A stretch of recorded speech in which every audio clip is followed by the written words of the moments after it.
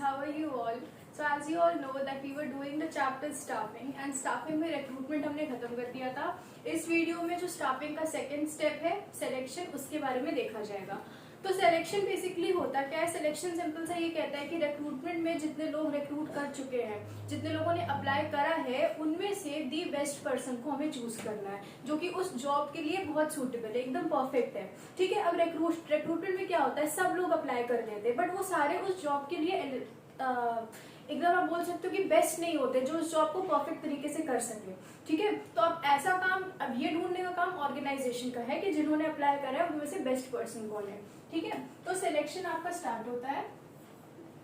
Selection जो है ये आपके स्टाफिंग का सेकंड स्टेप होता है। सिलेक्शन कहता है कि it is the process of identifying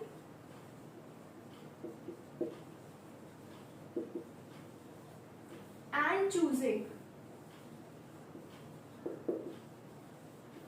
the best person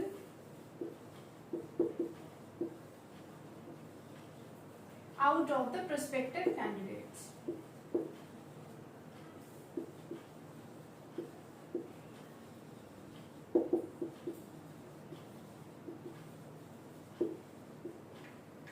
selection is the process of identifying, देखना, ढूंढना कि कौन जो है उस जॉब के लिए जिसके लिए रिक्रूटमेंट किया गया है उसके लिए बेस्ट है। तो identifying and choosing the best person out of the prospective candidates, जो कैंडिडेट्स हमने रिक्रूट करे थे फर्स्ट प्रोसेस में।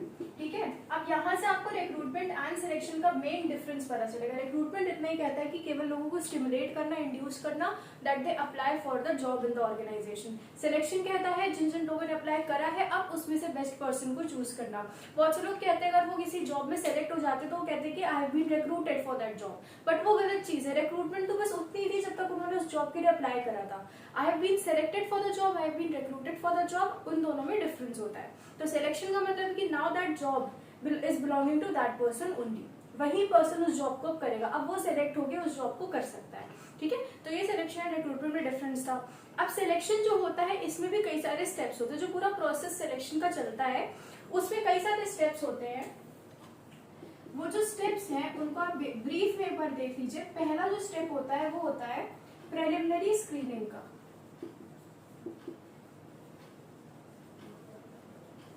प्रिलिमिनरी स्क्रीनिंग मतलब पहले से ही। ठीक है, अब किसी को रिक्रूट करा गया है तो अब देखिए डायरेक्टली इंटरव्यू होने से पहले, इंटरव्यू भी इसी का पार्ट है, तो इंटरव्यू होने से पहले एक ब्रीफ इंटरव्यू आप उसको समझ सकते हो, ब्रीफ तरीके से जानना कि क्या वो पर्सन सूटेबल है कि उसको अब हम सिलेक्शन के प्रोसीजर में आगे लेकर जाएं।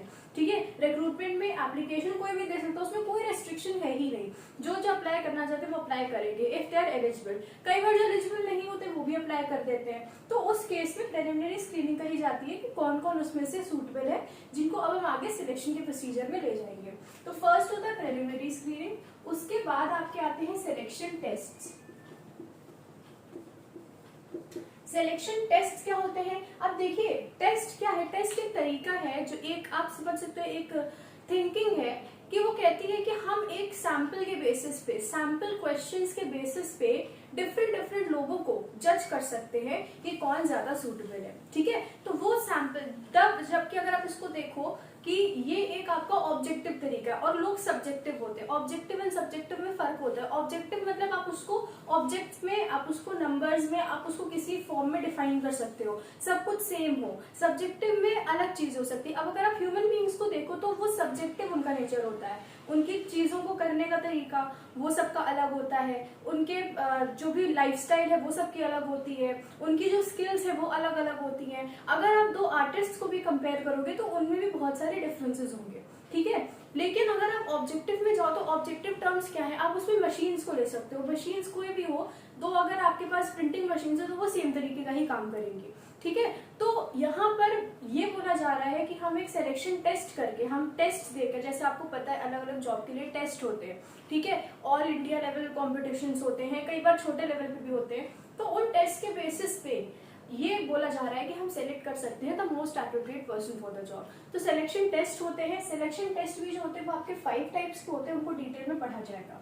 जब सिलेक्शन टेस्ट के बाद देखो प्रिलिमिनरी स्क्रीनिंग में कुछ लोग हट जाते होंगे जो कि सूटेबल नहीं होंगे for the process of selection. फिर सिलेक्शन टेस्ट होता है। अब आपको पता है टेस्ट वगैरह जो होते हैं कॉम्पिटेटिव एग्जाम्स जो होते हैं तो उनमें क्या होता है, कुछ रिजेक्ट हो जाते हैं, ठीक है, जिनकी कट ऑफ नहीं क्लियर होती है उनको रिजेक्ट कर दिया जाता है, जिनकी क्लियर हो जाती है उनको नेक्स्ट स्टेप में ले जाते हैं, and that next step is employment interview.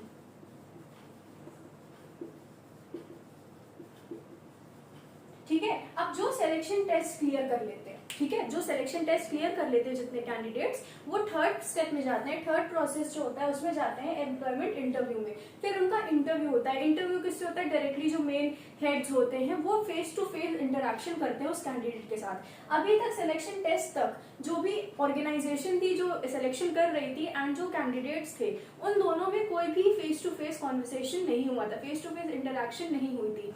Selection test के बाद जो क्वालिफाई करते हैं उन कैंडिडेट्स के बीच में एंड देन उन ऑर्गेनाइजेशन के बीच में फेस टू फेस इंटरेक्शन पहली बार एम्प्लॉयमेंट इंटरव्यू में होता है। ठीक है, अब एम्प्लॉयमेंट इंटरव्यू के बाद आप देखो एम्प्लॉयमेंट इंटरव्यू होता है, इंटरव्यू के बाद फिर सिलेक्शन की जो मेन डिसीजन होती है वो बना दी जाती है। ठीक है, एक चीज और इसमें आती है वो होती है रेफरेंसेस। रेफरेंसेस क्या है, देखिए रेफरेंसेस क्या होते हैं कि अगर कोई पर्सन है उसको सिलेक्ट करा जा रहा है तो उससे पूछा जाता है कि आप कुछ ऐसे अपने लोगों के बारे में हमको कॉन्टैक्ट्स दीजिए जो आपको जानते हो, ताकि हम उनसे आपकी इंफॉर्मेशन ले सके। अब अगर कोई पर्सन है एंड वो किसी टेक्निकल ऑर्गेनाइजेशन है कोई, ठीक है, वहां पर जाके वो अप्लाई कर रहा है, वहां पर कोई जॉब करना जा रहा है, तो उसने कहीं ना कहीं से पढ़ाई करी होगी, ठीक है, टेक्नोलॉजी की स्टडी उसने करी होगी। तो अब क्या है, जब वहां पे वो सिलेक्शन प्रोसीजर में जाएगा तो उससे उसके रेफरेंसेस माने जाएंगे। रेफरेंसेस में क्या हो सकता है, जिस भी इंस्टीट्यूट से उसने पढ़ाई करी है वहां पर जो हेड होंगे उस इंस्टीट्यूट के, कोई उनके जो टीचर्स होंगे वो रेफरेंसेस की तरह काम करेंगे।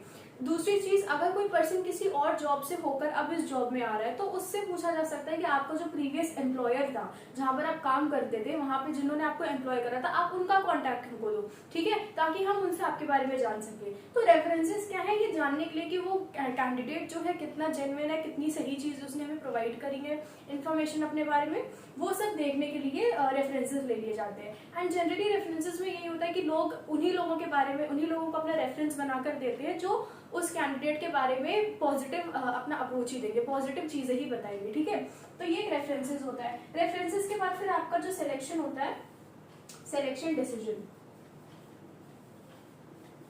सिलेक्शन डिसीजन आ जाता है। ठीक है, कि भाई किसको हमने सेलेक्ट करा है। लेकिन सिलेक्शन डिसीजन जो आता है, सिलेक्शन डिसीजन के बाद भी ये कहानी खत्म नहीं होती है कि हाँ भाई कैंडिडेट सेलेक्ट हो गया है।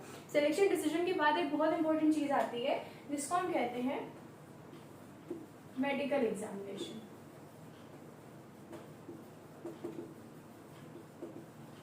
मेडिकल एग्जामिनेशन में देखा जाता है कि जो पर्सन है उसको जिस जॉब के लिए हम ले रहे हैं क्या वो उसके लिए मेडिकली फिट है, ठीक है, या फिर कई बार ऐसा हो जाता है कि जो कैंडिडेट्स होते हैं उन्हें कोई प्रीवियस से, बहुत पहले से कोई डिजीज, कोई बीमारी होती है एंड वो जॉब में आने के बाद कह सकते हैं कि भाई ये प्रॉब्लम जो है ये हमें अब हुई है, ठीक है, after coming in this job.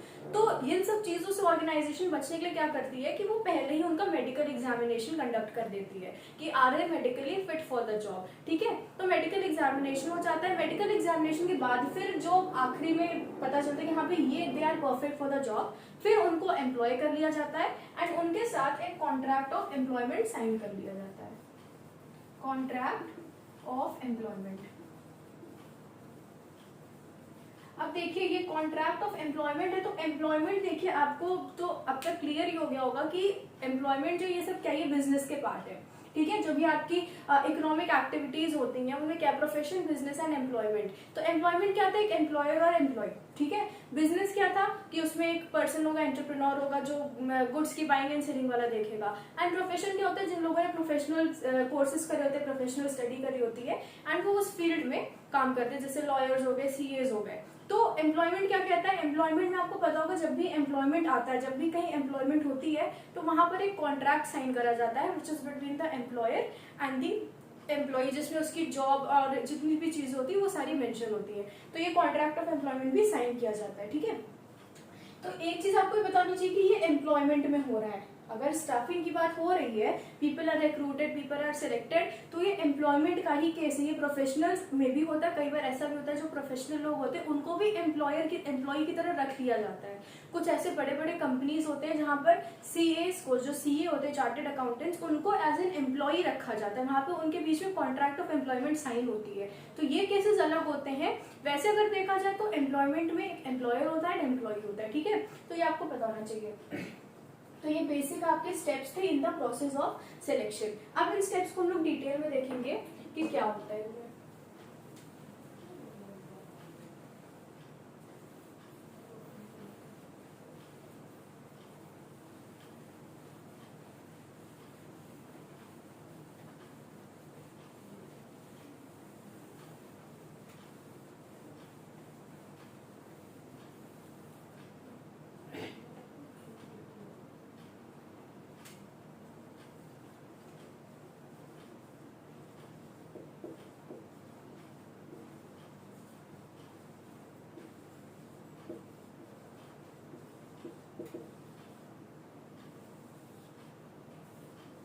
First step आपका होता है प्रिलिमिनरी स्क्रीनिंग।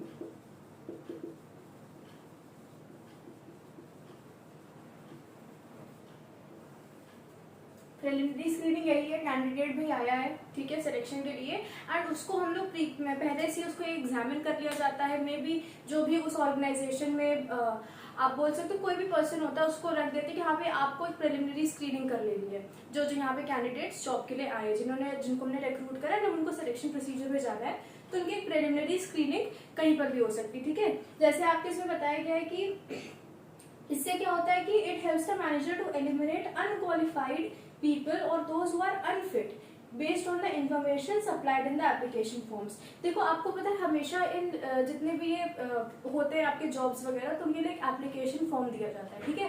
एप्लीकेशन फॉर्म्स लोग फिल करते हैं, उसमें अपनी डिटेल्स बताते हैं। तो अब एम्प्लॉयर जो है उसको तो पता है, उसकी एप्लीकेशन फॉर्म्स उसके पास आ चुकी हैं, बट उसमें जो भी इंफॉर्मेशन प्रोवाइड करी गई है उसके बेसिस पे कितने कैंडिडेट सही में जेन्युइन है, कितने ऐसे कि जो कि they are not at all fit for the job, ठीक है, और फिर भी वो आ गए हैं। तो उनको एलिमिनेट करने का तरीका सही होता है, क्योंकि देखो जितना भी ज्यादा वो उनके कॉन्टैक्ट में आएंगे उतना ज्यादा उनका टाइम, उनका मनी, ये सब वेस्ट होगा, ठीक है। सो दे आर ट्राइंग टू से कि जो अनफिट है फॉर द जॉब उनको हम पहले ही हटा देते, ठीक है, बिकॉज कोई यूज नहीं है उनसे फिर कॉन्टैक्ट करने का, वो सब करने का। तो प्रिलिमिनरी स्क्रीनिंग में एलिमिनेट कर दिया जाता है लोगों को। जब प्रिलिमिनरी स्क्रीनिंग हो जाती है, फिर जो बचते हैं, जो मेन होते हैं, उनको सिलेक्शन टेस्ट में बिठाया जाता है, ठीक है। तो सेकंड आपका आता है सिलेक्शन टेस्ट।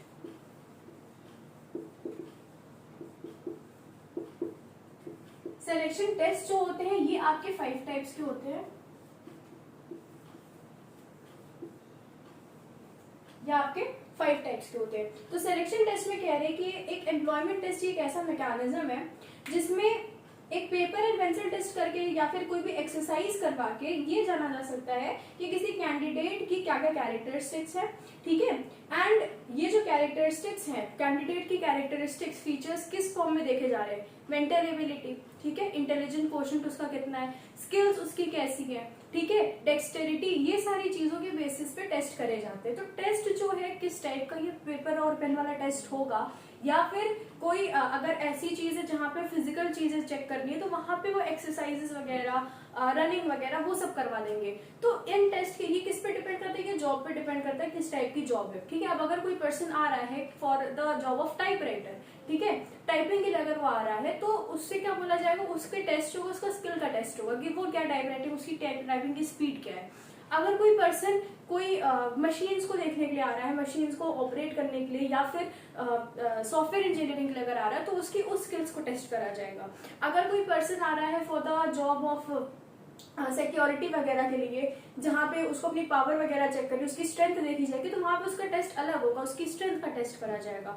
तो इसी तरीके से कई सारे टाइप के टेस्ट होते हैं।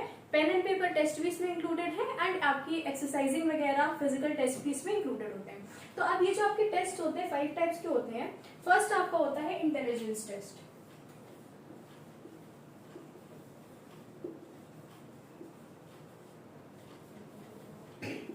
अब इंटेलिजेंस टेस्ट से आपको पता चल रहा है कि इससे जो पर्सन है उसकी आईक्यू, इंटेलिजेंस क्वोशिएंट क्या है वो जज करा जाएगा, उसकी कितनी इंटेलिजेंस है, ठीक है, उसकी कितनी नॉलेज है वो टेस्ट करी जाएगी। तो इसमें क्या होता है कि this is one of the important psychological test which is used to measure the level of intelligence quotient of an individual, ठीक है। इससे मेन चीज हमें ये पता चलती है कि एक पर्सन की लर्निंग एबिलिटी क्या है, क्या चीज, पर्सन की लर्निंग एबिलिटी क्या होती है,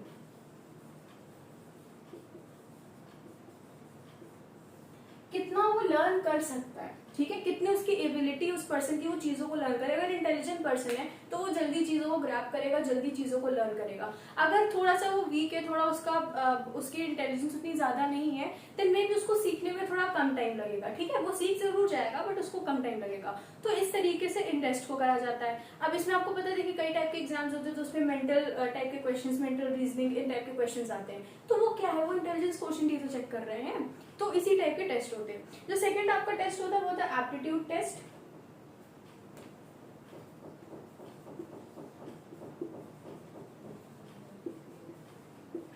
एप्टीट्यूड टेस्ट में क्या देखते हैं, एप्टीट्यूड टेस्ट में और एक भी आगे वो एक और टेस्ट आप पढ़ोगे, इन दोनों में बहुत ही बेसिक एकदम छोटा सा डिफरेंस है। एप्टीट्यूड टेस्ट कहता है कि एक पर्सन की कैपेसिटी क्या है, person's capacity to learn new skills. यहाँ वो देखेंगे कि जो भी पर्सन है, जो भी इंडिविजुअल है, उसकी कैपेसिटी क्या है कि वो नई स्किल्स को सीख सके, ठीक है। एक पर्सन की कैपेसिटी क्या है कि वो नई चीजों को ग्रैब कर सके, नई चीजों को सीख सके। वो ये नहीं चेक कर रहे कि उस पर्सन की क्या क्या स्किल्स है, उसको क्या क्या चीजें आती हैं। ये चेक करा जा रहा है कि अगर कोई नई चीजें उसको सिखानी पड़ेगी तो वो कितनी जल्दी उन चीजों को सीख सकता है, उसकी कैपेसिटी क्या है, क्या वो पर्सन फ्लेक्सिबल है, वो चेंजेस, अगर उसको हम चेंजिंग एनवायरमेंट्स में डालेंगे, नई नई स्किल्स उसको सिखाएंगे तो क्या वो उनको सीख सकेगा, या वो पर्सन रिजिड है और उससे वो चीजें नहीं होगी, ठीक है, वो नई स्किल्स को नहीं सीख पाएगा। तो ये एप्टीट्यूड टेस्ट होता है। तो एप्टीट्यूड टेस्ट से जो मेरा आपका गोल होता है वो ये होता है कि एक पर्सन की एबिलिटी चेक करना, उसकी क्या कैपेसिटी है कि वो नई स्किल्स को लर्न कर सके, ये होता है एप्टीट्यूड टेस्ट। एप्टीट्यूड टेस्ट जो होता है, इसके बाद आपका आता है पर्सनैलिटी टेस्ट। अब पर्सनैलिटी टेस्ट तो देखिए आपको पता ही है क्या है, इसमें जो पर्सन है उसकी पर्सनैलिटी टेस्ट करी जाती है, पर्सनैलिटी टेस्ट। पर्सनालिटी में उसका इमोशनल आप बोल सकते हो इमोशनली वो कितना बैलेंस्ड है, मेंटल लेवल उसका क्या है, वो कैसे चीजों को समझता है, ठीक है, उसका क्या टेक होता है, उसके क्या फियर्स हैं, वो कैसे अपने फियर्स को कंट्रोल करता है, क्या वो क्या कहते हैं, जैसे आपको पता है कई टेस्ट होते हैं वहां पे जो इंटरव्यूअर्स होते हैं वो कैंडिडेट्स को जानबूझ के टफ सिचुएशंस में डालते हैं, जानबूझ के प्रेशर क्रिएट करते हैं और ये देखते हैं कि वो उन प्रेशर को कैसे हैंडल कर सकता है। तो इस सबसे उसकी पर्सनालिटी आती पता चलती, क्या वो बहुत जल्दी से गुस्सा होने वाला पर्सन है या फिर वो काम रह जाता है सिचुएशंस में, वो पेशेंस है कि नहीं उसमें। तो ये सारी चीजें पर्सनालिटी टेस्ट में जज करी जाती है। तो पर्सनालिटी टेस्ट में यही होता है कि provides clues to persons emotions, उनके रिएक्शन, उनकी मेच्योरिटी लेवल, उनके एथिक्स, उनके वैल्यू सिस्टम क्या है। तो ये चीजें हमें पर्सनालिटी टेस्ट से पता चलती है। जब पर्सनालिटी टेस्ट हो जाता है तो एक टेस्ट आपका आता है ट्रेड टेस्ट। ट्रेड टेस्ट का क्या मतलब होता है, ट्रेड टेस्ट कहता है these tests measure the existing skills of the individual, they measure the level of knowledge and proficiency in the area of the profession or technical training। तो यहाँ पर ट्रेड टेस्ट में और एप्टीट्यूड टेस्ट में आपको फर्क पता होना चाहिए कि there is a difference between this aptitude test and the trade test. And वो डिफरेंस ये है कि एप्टीट्यूड टेस्ट मेजर करता है एक पर्सन की पोटेंशियल कि वो नई स्किल्स को कैसे सीख सकेगा, एंड ट्रेड टेस्ट उस पर्सन की एक्चुअल स्किल्स को टेस्ट करता है। तो ट्रेड टेस्ट यही टेस्ट करता है कि जो भी वो पर्सन, जो भी वो इंडिविजुअल है, वो जिस भी काम के लिए आ रहा है, जिस भी फील्ड में वो प्रोफेशनल है, तो वो किस लेवल का प्रोफेशनल है, ठीक है, उसकी क्या क्या स्किल्स हैं, ठीक है। अगर वो पर्सन, वही सेम एग्जाम्पल टाइपिंग के ला रहा है, उसका जॉब ये रहेगा कि वो जो है टाइपिंग का काम देखेगा, तो क्या उसकी टाइपिंग की स्पीड कितनी है वो हम टेस्ट कर लेंगे। अगर वो आ रहा है जहाँ पे स्ट्रेंथ बहुत दिखानी है, ठीक है, या फिर वो किसी ऐसे काम कर जहाँ पे पर्टिकुलर टाइप की स्किल की जरूरत है, अगर वो आ रहा है जो कि क्या कहते हैं अकाउंट्स देखेगा, ठीक है, फॉर एग्जाम्पल जो भी कोई ऑर्गेनाइजेशन है उसके अकाउंट्स वगैरह मैनेज करेगा, तो क्या उसको अकाउंट्स बनाने आते हैं, क्या उसको अकाउंट्स की नॉलेज है या नहीं, ठीक है। अगर कोई पर्सन, जैसे आप हॉस्पिटल्स में देखो, हॉस्पिटल में अगर कोई नर्स के जॉब के लिए आ रही तो फिर उनकी टेस्ट करी जाएगी ना स्किल की, हाँ भाई आपको कितना काम आता है, आपको नर्सिंग के काम के बारे में कितना पता है। तो एग्जिस्टिंग स्किल्स, जिन स्किल में वो प्रोफेशनल है, जिसके लिए वो आ रहे हैं जॉब के लिए, उनकी उन्हीं स्किल्स को टेस्ट करना। अब ऐसा तो नहीं है कि बिना टेस्ट करे हम उसको ले लेंगे। अगर कोई कह रहा है कि केवल कहने पे तो नहीं यकीन कर सकते ना, कोई कह रहा है कि हाँ मैं टाइपिंग कर लूंगा, आपकी टाइपिंग के लिए मैं जॉब चाहता हूँ, तो फिर क्या उसको ऐसे ही रख लिया जाएगा? नहीं रखा जाएगा, उसका टेस्ट लिया जाएगा कि आपको टाइपिंग आती है या नहीं, ठीक है। तो ये क्या होते हैं आपके ट्रेड टेस्ट। एप्टीट्यूड टेस्ट में क्या था? एप्टीट्यूड टेस्ट में था person's capacity to learn new skills, वो नई स्किल्स कैसे सीख सकता है, कितनी जल्दी वो नई स्किल्स सीखेगा।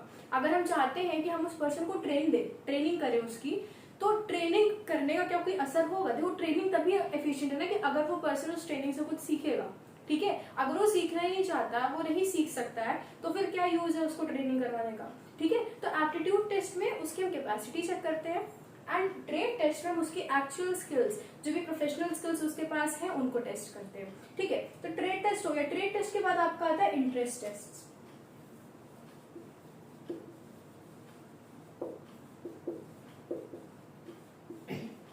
इंटरेस्ट टेस्ट क्या होता है? अब देखो ये तुम्हें पता है कि कोई पर्सन आ रहा है, उसको टाइपिंग का जॉब पसंद है, ठीक है, वो टाइपिंग के लिए आ रहा है, पर हो सकता है उसके इंटरेस्ट और अलग अलग भी हो सकते हैं, ठीक है। मे बी उसको थोड़े से मैनेजमेंट के काम में इंटरेस्ट हो सकता है वो अपना बिजनेस खुद का करना चाहता हो, या फिर हो सकता है उसकी कोई हॉबीज वगैरह, कोई गेम में वो बहुत अच्छा हो। तो ये क्या इंटरेस्ट टेस्ट कि इन सब काम के अलावा, इन प्रोफेशनल कामों के अलावा उस पर्सन की क्या क्या इंटरेस्ट है, अगर हमें पता चल जाएगा देन उससे हम क्या करेंगे, हम उसको उस फील्ड में आगे ग्रो करवा सकते हैं। अब जैसे आप स्कूल जाते हो, स्कूल में क्या होता है, आप सब पढ़ाई में, पता है पढ़ाई में जो भी जिसका भी लेवल है, सब अपने अपने लेवल पे पढ़ाई करते हो, बट उसके अलावा आपका स्कूल ये भी देखता है कि आप और किन किन फील्ड्स में अच्छे हो। कोई पर्सन हो सकता है पढ़ाई में वो वीक हो, बट स्पोर्ट्स में एकदम टॉप पे हो, तो वहां पर वो स्कूल क्या डिसाइड करेगा कि हाँ हमें इस स्टूडेंट को स्पोर्ट्स में आगे बढ़ाना चाहिए, ठीक है, तो उसको उस फील्ड में बढ़ा दिया जाता है। हो सकता है कोई स्पोर्ट्स में वीक हो पर पढ़ाई में, डिबेट्स में, स्पीकिंग स्किल्स में बहुत अच्छा हो,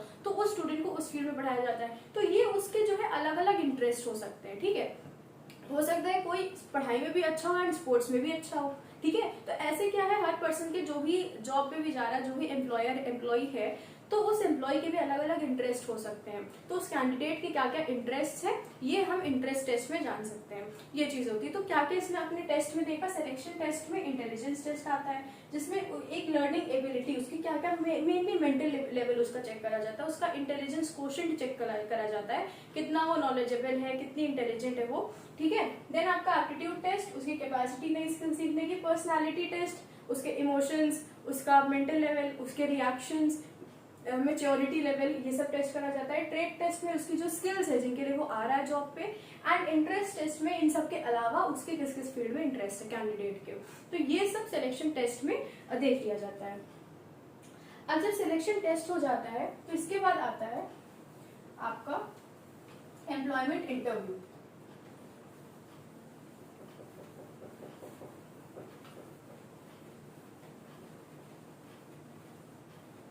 तो सिलेक्शन टेस्ट के बाद आपका आता है एम्प्लॉयमेंट इंटरव्यू।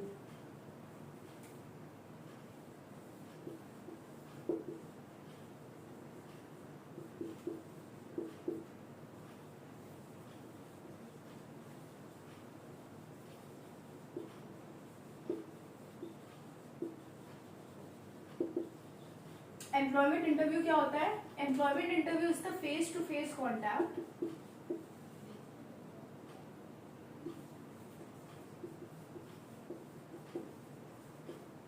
किसके बीच में?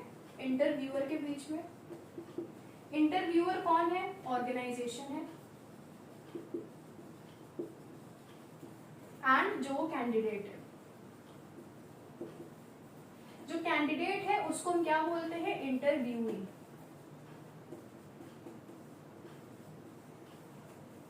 इंटरव्यूअर जो इंटरव्यू लेगा, एंड इंटरव्यूई जो इंटरव्यू देने गया, जो कि कैंडिडेट है। तो ये फेस टू फेस इंटरेक्शन होता है जहाँ पे ऑर्गेनाइजेशन या फिर जॉब गिवर जॉब सीकर से फेस टू फेस कांटेक्ट में आती है। जो भी उनको नॉलेज मिली है उस कैंडिडेट के बारे में, from the application forms, from the preliminary screening, selection test से, तो जो जो उनको इन्फॉर्मेशन मिली, अब वो चाहते हैं कि एक्चुअली में वो पर्सन कैसा है, ठीक है। फेस टू फेस वो उसको पर्सनालिटी वाइज, साइकोलॉजिकल वाइज वो जो है उनको टेस्ट करते हैं। तो इसमें क्या होता है, इंटरव्यू एक फॉर्मल इन डेप्थ कॉन्वर्सेशन होती है जो एक एप्लीकेंट की सूटेबिलिटी फॉर द जॉब को टेस्ट करती है, कितना वो पर्सन सूटेबल है जॉब के लिए। जो रोल होता है इंटरव्यू का, it is to seek information and that of the interview is to provide the same. देखो बेसिक जो मेन गोल होता है जो इंटरव्यू करे जाते हैं वो इसलिए करे जाते हैं कि जो भी इंटरव्यूअर है, जो ऑर्गेनाइजेशन है, उसको उस पर्सन के बारे में, उस कैंडिडेट के बारे में इंफॉर्मेशन मिल जाए।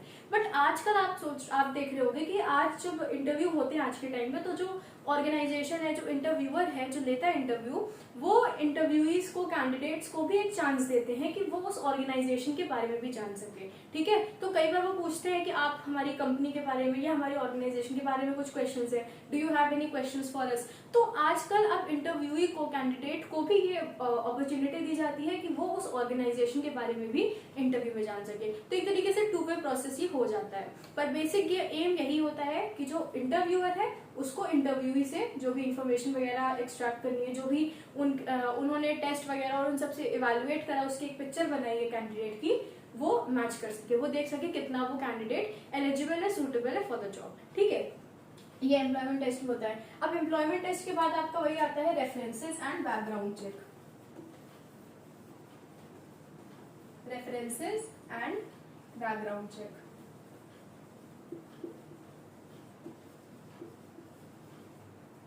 इसमें यही चेक करते हैं कि जो भी कैंडिडेट है उसके जानने वाले लोग, स्टूडेंट अगर हो तो उसके जो स्कूल के हेड वगैरह, उसके टीचर्स, कहीं एम्प्लॉय रह चुका है तो वहाँ के एम्प्लॉयर, उसके कोलीग्स, ठीक है, जिस भी तरीका प्रोफेशन में वो रह चुका है, तो उस तरीके से डिफरेंट लोग जो कि उस पर्सन के बारे में इंफॉर्मेशन प्रोवाइड कर सकते हैं, उनको रेफरेंसेस की तरह पे वो ऑर्गेनाइजेशन मांगती है, कहते हैं कि आप भी हमें अपने रेफरेंसेस दो। ठीक है, तो उन रेफरेंसेस से पता करती है कैंडिडेट कितना जेन्युइन है, कैंडिडेट कैसा बैकग्राउंड रहा है उसका, कैसे वो पहली ऑर्गेनाइजेशन में काम करता था, स्कूल के हेड से उन्हें पता चल सकता है किस टाइप का स्टूडेंट था ये। तो ये सब क्या तरीके कैंडिडेट से की इन्फॉर्मेशन जानने के लिए, बिकॉज आप एक अननोन पर्सन को अपने ऑर्गेनाइजेशन में जॉब के लिए रखोगे, so you should know each and everything about that person. For this purpose ये सारे स्टेप्स लिए जाते हैं। तो रेफरेंसेस एंड बैकग्राउंड चेक भी उन्हीं में एक आता है।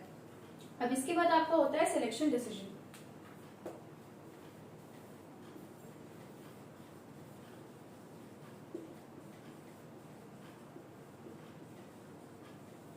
सिलेक्शन डिसीजन क्या कहता है? सिलेक्शन डिसीजन यही है कि जो फाइनल डिसीजन होता है, it has to be made from among the candidates who pass the test, interview and the reference checks. Views of the concerned manager will be generally considered in the final selection because he is responsible for the performance of the new employee. तो यही है कि जब भी सारा ये आपको procedure हो जाता है, फॉर्म्स रिक्रूटमेंट हो चुकी है, एप्लीकेशन फॉर्म्स भर दिए गए हैं, प्रिलिमिनरी स्क्रीनिंग हो गई, देन आपका सिलेक्शन टेस्ट हो गए, एम्प्लॉयमेंट इंटरव्यू हो चुका एंड रेफरेंस चेक के बाद फाइनली जो सेलेक्ट होता है वो डिसीजन बताया जाता है। अब ये जो एम्प्लॉय चूज करा गया है, इसकी रिस्पॉन्सिबिलिटी किस पर है? उस मैनेजर पर है, जो मेन है वो अपना डिसीजन देगा कि हाँ भी कौन परफेक्ट है, कौन सूटेबल है for the job in the organisation. तो ये डिसीजन आ जाता है। जब डिसीजन आ जाता है फिर इसका वही मेडिकल एग्जामिनेशन होता है। 6th आपका जो है स्टेप वो यही है, मेडिकल एग्जामिनेशन।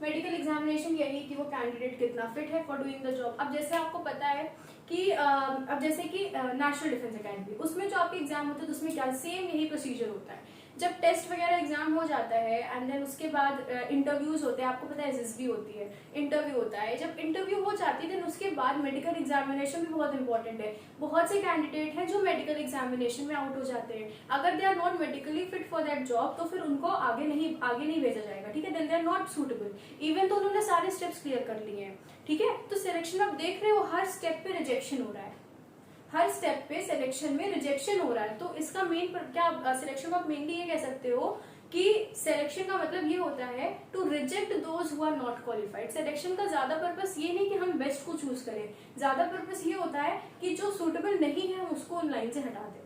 ठीक है, तो सिलेक्शन यही होता है। अब मेडिकल एग्जामिनेशन में कितना फिजिकली फिट है फॉर दैट जॉब वो टेस्ट करा जाता है कैंडिडेट का। ठीक है, मेडिकल एग्जामिनेशन जब हो जाती है देन उसके बाद जॉब ऑफर होता है।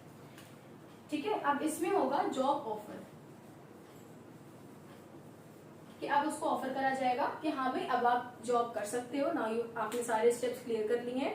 तो इसमें यही होता है कि next step in the selection process is job offer to those applicants who have passed all these previous hurdles. ठीक है, लेटर ऑफ अपॉइंटमेंट दिया जाता है। लेटर ऑफ अपॉइंटमेंट से ये कंफर्म हो जाता है कि now you are eligible for the job, आपको सिलेक्ट कर लिया गया है, आपको अपॉइंट कर लिया गया है। अब जिस भी डेट से आपको अपनी जॉब स्टार्ट करनी है वो सब उस लेटर ऑफ अपॉइंटमेंट में मेंशन होता है। तो जॉब ऑफर कर दी जाती है। जब जॉब ऑफर हो जाती है देन आपका आता है, जॉब ऑफर के बाद आपका आता है कॉन्ट्रैक्ट ऑफ एम्प्लॉयमेंट।